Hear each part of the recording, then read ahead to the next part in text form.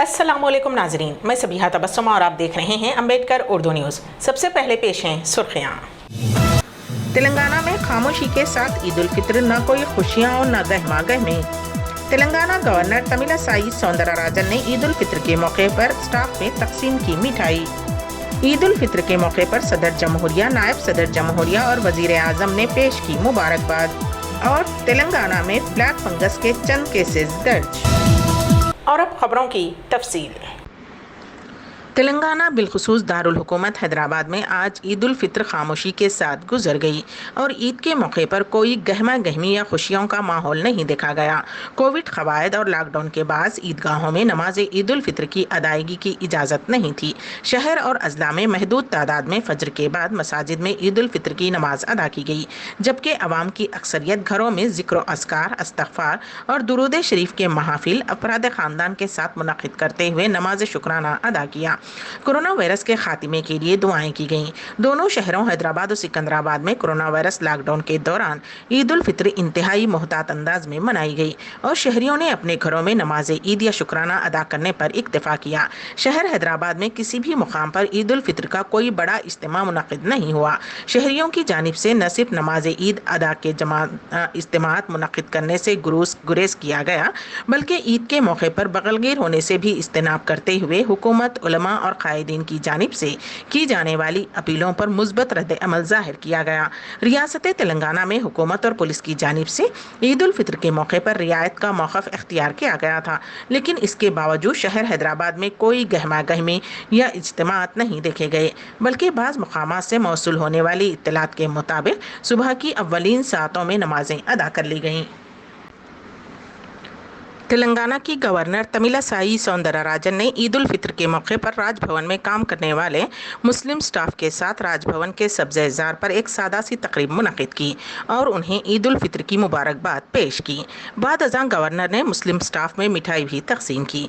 शायद ये पहला वाक़या है जहाँ राजभवन में गवर्नर की जानिब से राजभवन के स्टाफ में ईद उल फित्र के मौके पर मिठाई तकसीम की गई। रियासती वज़ीर आला के चंद्रशेखर राव ने रियासत के मुसलमानों को ईद उल फित्र की मुबारकबाद पेश की है। वज़ीर आला ने कहा कि माह रमज़ानुल मुबारक के रोज़े अमन, मोहब्बत, रहमदिली और भाईचारगी के जज्बात को परवान चढ़ाते हैं और ये कि ईद उल फित्र का त्यौहार तेलंगाना की गंगा जमनी तहजीब का हकीकी मानों में आईनादार है।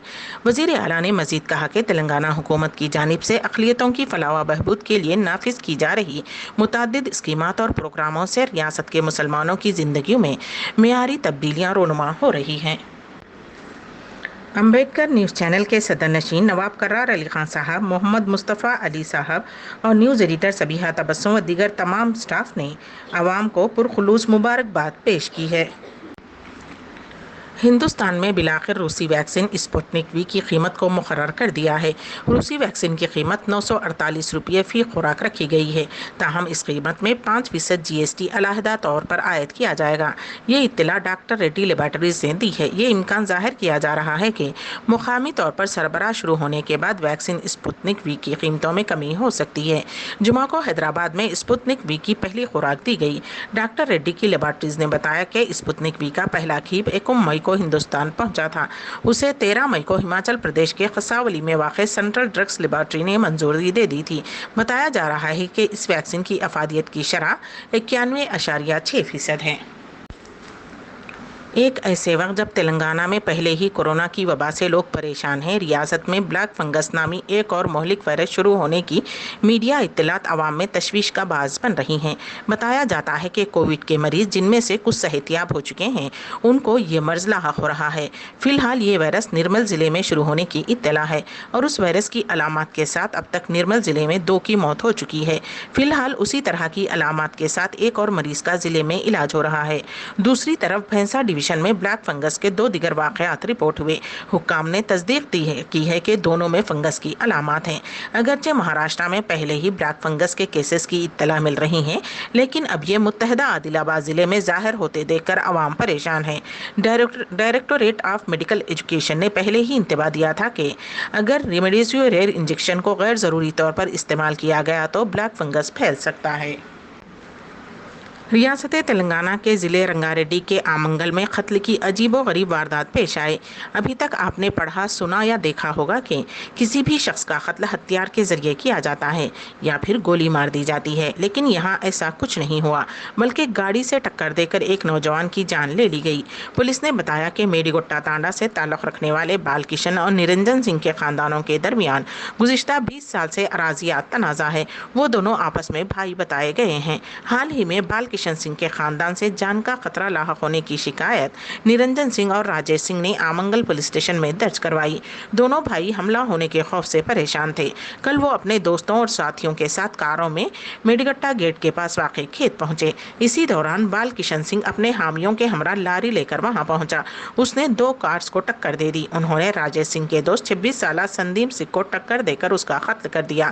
قتل کی اس واردات نے حادثات پر سوال کھڑے کر دیے ہیں اور یہ شکوک و شبہات پیدا ہوتے ہیں کہ کیا تمام حادثات اتفاق نہیں ہوتے، جان بوجھ کر جان لینے کے لیے بھی ٹکر دی جا سکتی ہے۔ ریاست تلنگانہ کے ضلع یدادری بھونگیر میں ایک افسوسناک واقعہ پیش آیا۔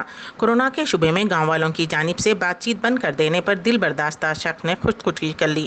چوٹو پل کے موزے جے کے سارم سے تعلق رکھنے والا 38 سالہ ڈرائیور پچھلے کچھ دنوں سے بیمار تھا۔ احتیاطی طور پر اس نے اپنے آپ کو کوارنٹائن کر لیا تھا۔ کورونا کے شبے میں گاؤں والوں نے اس سے بات چیت بند کر دی تھی۔ گاؤں والوں کے رویے کی وجہ سے وہ صدمے میں تھا اور کل اس نے پھانسی لے لی۔ معلوم ہوا ہے کہ متوفی نے 2 مرتبہ کورونا کا ٹیسٹ کروایا تھا اور رپورٹ نیگیٹو آئی تھی۔ مرنے سے پہلے بھی اس نے 1 مرتبہ اور ٹیسٹ کروایا تھا۔ اس کی موت کے بعد جو رپورٹ آئی وہ پازیٹیو تھی۔ ریاست آندھرا پردیش سے تلنگانہ میں داخل ہونے والی ایمبولینسوں کو سرحد پر روک دینے کی اطلاعات کے درمیان ایک برقع پوش خاتون کا ویڈیو سامنے آیا ہے، جس میں دیکھا جا سکتا ہے کہ وہ اپنے بیمار شوہر کو حیدرآباد پہنچانے کے لیے ایمبولینس کو جانے کی اجازت دیتے ہوئے ہاتھ جوڑ کر رونے گڑگڑاتے ہوئے رو رہی ہیں۔ برقع پوش خاتون اپنے بیمار شوہر کو لے کر ایمبولینس کے ذریعے حیدرآباد آ رہی تھی کہ پولیس نے اسے روک دیا۔ خاتون نے میڈیا سے بات کرتے ہوئے بتایا کہ ان کے شوہر کی طبیعت خراب ہے اور لمحہ لمحہ حالت بگڑ رہی ہے۔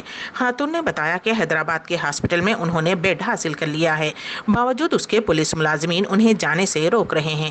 خاتون نے زار و قطار روتے ہوئے ہاتھ جوڑ کر التجا کی کہ میرے شوہر کو بچا لو، پلس ریٹ گر رہا ہے، حالت بری ہے، میرے شوہر کی عمر 30 سال ہے اور مجھے ایک چھوٹا بچہ ہے، میرے شوہر کو اگر کچھ ہو گیا تو میرا کیا ہوگا۔ خاتون نے کہا کہ ایمبولینس کو روک دیا گیا جبکہ میرے شوہر کی حالت بگڑ رہی ہے، پولیس والوں کے پیروں پر گرنے پر لاٹھی سے مار رہے ہیں۔ خاتون نے حکومت سے مدد کی خواہش کی ہے۔ واضح رہے کہ چند دن قبل ہی تلنگانہ ہائی کورٹ نے ریاست میں کورونا حالات پر تشویش ظاہر کرتے ہوئے ریاستی حکومت کے طرز عمل پر عدم اطمینان کا اظہار کیا تھا۔ بارڈر پر ایمبولینس کو روکنے پر ہائی کورٹ نے برہمی کا اظہار کیا۔ عدالت نے حکومت سے پوچھا تھا کہ انہوں نے کس اختیار کے ساتھ ایمبولینس کو روکا۔ عدالت نے تاثر ظاہر کیا تھا کہ یہ غیر انسانی عمل ہے۔ صدر جمہوریہ ہند رام ناتھ کووند، نائب صدر جمہوریہ ایم وینکیا نائیڈو اور وزیر اعظم نریندر مودی نے عید الفطر کے موقع پر عوام کو مبارکباد پیش کی۔ اپنے پیغام میں انہوں نے کہا کہ تمام ساتھی شہریوں کو عید مبارک۔